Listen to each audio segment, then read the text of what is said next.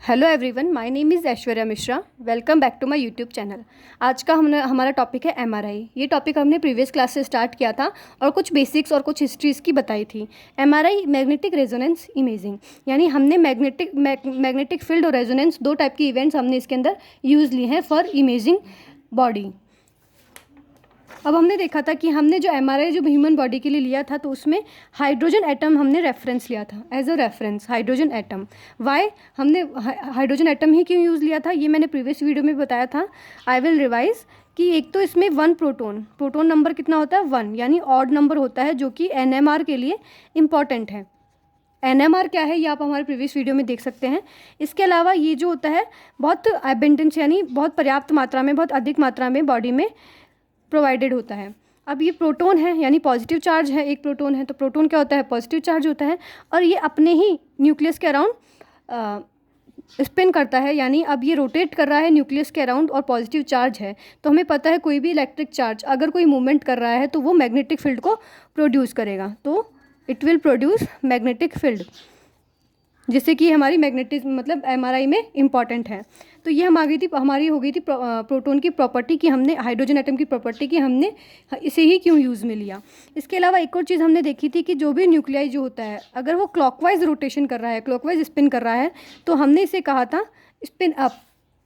जो anti clockwise spin कर रहा है उसे कह दिया था हमने spin down. This is spin up and this is spin down. Spin down जो होता है इसका एनर्जी लेवल जो होता है हाई होता है, ये हाई एनर्जी स्टेट पर प्रेजेंट होता है, और जो स्पिन अप होता है वो लो एनर्जी स्टेट पर प्रेजेंट होता है।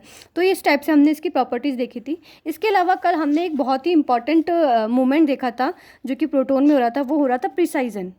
प्रिसाइजन से पहले हमने देखा था कि जब ये प्रोटॉन्स जो होते हैं जब बिना किसी मैग्नेटिक फील्ड के हमारी बॉडी में प्रेजेंट होते हैं तो ये रैंडमली प्रेजेंट होते हैं इस टाइप से।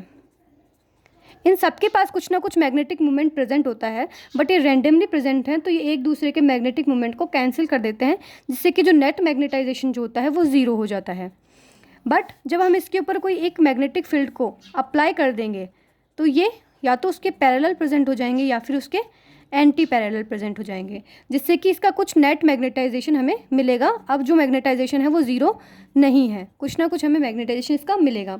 तो एक तो ये प्रोटॉन्स के ऊपर हमने लगा दिया है मैग्नेटिक फील्ड इस डायरेक्शन में, ठीक है, और एक इसका खुद का होता है एंगुलर मूवमेंट, यानी खुद स्पिन करता है, खुद का कोणीय आघूर्ण होता है, तो कुछ इसका एंगुलर मूवमेंट होता है और कुछ इस पर मैग्नेटिक फील्ड लगा दिया है। तो इन दोनों फोर्सेस के कारण ये जो प्रोटॉन होता है अब ये फील करेगा टॉर्क। टॉर्क मतलब बल आघूर्ण, ये कुछ बल आघूर्ण फील करेगा, जिससे कि ये मूवमेंट करेगा, ये उसके तहत मूवमेंट करेगा। तो ये किस टाइप से मूवमेंट करेगा, इससे इधर हमने लगा दिया है मैग्नेटिक फील्ड और इसके अराउंड है खुद का एंगुलर मूवमेंट, तो अब ये इस टाइप से मूवमेंट करेगा। इस टाइप के मूवमेंट को हमने नाम दिया है precision. What is the name of this movement, precision. तो अब ये अपने अराउंड, अपने एक प्लेन के अराउंड मूवमेंट करेगा, किस टाइप से, ये होता है प्लेन ऑफ प्रिसीजन।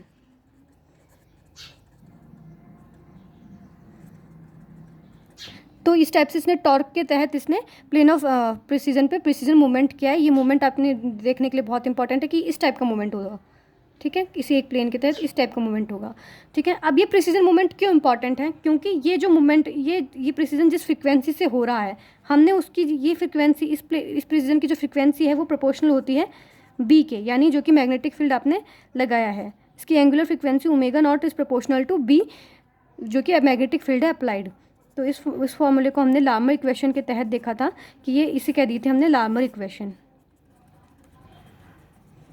इसमें ये जो गामा है वो है गायरोमैग्नेटिक रेशियो, जो कि क्या होता है गायरोमैग्नेटिक रेशियो, ये हमने प्रीवियस वीडियो में बताया था कि एंगुलर मूवमेंट, ये किसी का भी मैग्नेटिक मूवमेंट और एंगुलर मूवमेंट का जो रेशियो होता है वो गायरोमैग्नेटिक रेशियो होता है, और ये हर मटेरियल का फिक्स्ड होता है, तो हाइड्रोजन का भी फिक्स है। और इसके अलावा ओमेगा नॉट को अगर हम इसको सॉल्व करते हैं फ्रीक्वेंसी निकालने के लिए 2πf is equal to gamma B, ये जो एफ, ये जो फ्रीक्वेंसी है ये होती है लार्मर फ्रीक्वेंसी, इसे नाम देते हैं लार्मर फ्रीक्वेंसी। अब जो आगे के एमआरआई के जो इवेंट्स हैं, यानी जो इसके आगे के प्रिंसिपल है, जो वर्किंग है, ये सब इस लार्मर फ्रीक्वेंसी पे डिपेंडेड होती है। अब हम ये देखेंगे कि लार्मर फ्रीक्वेंसी पे किस टाइप से डिपेंडेड होती है। तो अभी तक हमने इसका फर्स्ट देखा था मैग्नेटिक फील्ड, जिसके अंदर हमने देख लिया था कि एक प्रोटॉन किस टाइप से बॉडी के अंदर होता है, मैग्नेटिक फील्ड अप्लाई करेंगे तो किस टाइप से बिहेव करेगा और प्रिसीजन कैसे करेगा और उसकी लार्मर फ्रीक्वेंसी क्या होगी। अब हम इसका सेकेंड प्रिंसिपल का सेकेंड पॉइंट देखेंगे, वो होता है रेजोनेंस। सो नेक्स्ट एमआरआई के प्रिंसिपल का जो सेकंड पॉइंट है वो है resonance. What is resonance? whenever two different energy levels exist within a physical system, transition of energy from one state to another state will occur। यानी जब भी किसी फिजिकल सिस्टम में दो डिफरेंट एनर्जी लेवल प्रेजेंट होंगे तो उन दोनों के बीच में ट्रांजिशन होगा एनर्जी का। यानी कोई अगर हाई है एंड लो है तो इन दोनों लेवल के बीच में ट्रांजिशन होगा, यानी संक्रमण होगा एनर्जी का। The transition from low energy state to high energy state will be induced by an external source. कि अब जो इस एमआरआई प्रिंसिपल में क्या होगा, जो ट्रांजिशन हो रहा है लो एनर्जी स्टेट से हाई एनर्जी स्टेट में, वो इंड्यूस होता है एक एक्सटर्नल सोर्स से, बाहरी सोर्स से इंड्यूस होगा यानी प्रेरित होगा, such as oscillating magnetic field, यानी ऑसिलेटिंग मैग्नेटिक फील्ड से, जो कि हम बोलते हैं रेडियो फ्रिक्वेंसी पल्स। तो एक आरएफ पल्स इसको दी जाएगी जिससे कि क्या होगा, लो एनर्जी स्टेट से हाई एनर्जी स्टेट में ट्रांजिशन होगा। The RF pulse should have frequency equal to Larmor frequency for this transition. अब इस ट्रांजिशन को करने के लिए जो आरएफ पल्स दी जा रही है उसकी जो फ्रिक्वेंसी होती है वो लार्मर फ्रिक्वेंसी, जो कि हमने देखी थी प्रिसीजन के टाइम पे, जो प्रोटॉन की फ्रिक्वेंसी होती है प्रिसीजन की, उसे हम लार्मर फ्रिक्वेंसी कह रहे थे, उसी के इक्वल उस आरएफ पल्स की फ्रिक्वेंसी होगी, तभी ये ट्रांजिशन हो सकता है। तो हम देखते हैं कि अभी तक हमने देखा था कि जो लो एनर्जी स्टेट और हाई एनर्जी स्टेट के प्रोटॉन्स थे वो इस टाइप से प्रेजेंट थे कि ये तो कुछ थे लो एनर्जी स्टेट यानी स्पिन अप, एंड कुछ थे यहाँ पे स्पिन डाउन जो कि हाई एनर्जी पे थे। इस टाइप से दो टाइप के प्रोटॉन प्रेजेंट थे और ये मैग्नेटिक फील्ड हमने अप्लाई कर रखा था। तो इसका जो नेट मैग्नेटाइजेशन हमें मिल रहा था वो मिल रहा था लॉन्गिट्यूडनल मैग्नेटाइजेशन, इन सब का नेट, क्योंकि ये वेक्टर है तो इन वेक्टर का सम ही हमें नेट बोला जाता है। तो इनका सम मिल रहा था नेट मैग्नेटाइजेशन, जो कि लॉन्गिट्यूडनल मैग्नेटाइजेशन हमें मिल रहा था। ये होता है लॉन्गिट्यूडनल और ये हमें मिल रहा था जेड एक्सिस पर। तो अभी तक हमारे पास ये सिचुएशन थी बिना किसी आरएफ पल्स के कि दो टाइप के प्रोटॉन्स थे, spin up and spin down. Spin up low energy state पे थे और spin down high energy state पे थे। स्पिन अप वाले मिलकर के एक लॉन्गिट्यूडनल मैग्नेटाइजेशन दे रहे थे लॉन्गिट्यूडनल फेज पे, जिसे हमने लॉन्गिट्यूडनल मैग्नेटाइजेशन कह दिया था, जो कि जेड एक्सिस पे था। अब क्या हो रहा था कि जब हमने इसकी आरएफ पल्स दी, हमने इसको दी है एक आरएफ पल्स जिसकी जो फ्रिक्वेंसी होगी वो होगी लार्मर फ्रिक्वेंसी के इक्वल। इसकी फ्रिक्वेंसी हो जाएगी लार्मर फ्रिक्वेंसी के इक्वल। तो जब हमने इसको आरएफ पल्स दी है तो इसके अंदर क्या होगा कि सबसे पहले तो जो प्रिसीजन हो रहा है, प्रिसीजन के भी अलग अलग फेज़ हैं कि एक प्रोटॉन इस टाइप से प्रिसीजन कर रहा है, एक इस टाइप से और एक इस, अलग अलग फेज़ में प्रेजेंट है, यानी एक स्टेट में प्रेजेंट नहीं है, बट इनका जो सम है वो मिल करके एक बनाएगा, ठीक है, जो कि लॉन्गिट्यूडनल मैग्नेटाइजेशन कहलाता है। तो सबसे पहले तो अब ये जो सारे प्रोटॉन्स हैं वो एक फेज़ में आएंगे, यानी प्रिसीजन इन फेज़, ये सारे एक ही फेज़ में प्रिसाइज करेंगे। किस टाइप से, इन सब की जो फेज़ हो जाएगी वो एक यूँ हो जाएगी। अब ये सब इसी फेज़ में प्रिसाइज करेंगे तो नेट मैग्नेटाइजेशन आएगा, जो नेट वेक्टर आएगा वो अब इधर थोड़ा शिफ्ट हो जाएगा। जब सब इधर करेंगे तो सब इधर थोड़ा शिफ्ट हो जाएगा, यानी सबसे पहले आरएफ पल्स के बाद में जो फर्स्ट स्टेप हो चुका है वो हो चुका है प्रिसीजन इन फेज। एक ही प्लेन के अकॉर्डिंग या फिर एक ही प्लेन के ऊपर इन्होंने एक ही फेज़ में प्रिसीजन स्टार्ट कर दिया है, जिससे जो मैग्नेटाइजेशन था वो लॉन्गिट्यूडनल से थोड़ा ट्रांसवर्स की तरफ या फिर थोड़े दूसरी प्लेन की तरफ शिफ्ट हो गया है, टोटल मैग्नेटाइजेशन, ठीक है। दूसरा इसके अंदर क्या होगा कि ये जो अब एंटी पैरेलल जो प्रोटॉन्स हैं वो पैरेलल प्रोटॉन्स में पैरेलल प्रोटॉन्स जो हैं वो एंटी पैरेलल प्रोटॉन्स में कन्वर्ट होने लग जाएंगे, यानी लो एनर्जी स्टेट से हाई एनर्जी स्टेट में कन्वर्ट होने लग जाएंगे, क्योंकि हमने इसको एनर्जी दी है आरएफ पल्स की। तो ये क्या करेगी, जिनकी लो एनर्जी स्टेट थी, लो एनर्जी स्टेट को हाई एनर्जी स्टेट में डेवलप करेगी, और लो एनर्जी के कौन से थे, स्पिन अप, तो इन्होंने क्या कर दिया, उसको स्पिन डाउन में कन्वर्ट कर दिया। तो इसके बाद में क्या होगा कि जो स्पिन डाउन वाले हैं उनकी संख्या भी बढ़ जाएगी। अभी तक इसमें कुछ ही थे स्पिन डाउन के, अभी तक स्पिन अप वालों की संख्या ज़्यादा थी, बट अब स्पिन डाउन वालों की भी संख्या ज़्यादा हो चुकी है, यानी हाई एनर्जी स्टेट में आ चुके हैं। तो अभी इसका जो मैग्नेटाइजेशन था वो इसके मैग्नेटाइजेशन से बहुत, इसके वेक्टर, इसके सम से बहुत ज़्यादा था, तो हम इसको नेग्लिजिबल मान रहे थे। बट अब इनकी भी संख्या ज़्यादा हो चुकी है, तो ये एक खुद भी एक नेट मैग्नेटाइजेशन कुछ देंगे, जिसका जो वेक्टर होगा ये का इस डायरेक्शन में शिफ्ट हो गए हैं और ये भी एक इस डायरेक्शन में शिफ्ट हो जाएगा। ये है स्पिन अप वालों का और ये है स्पिन डाउन वालों का।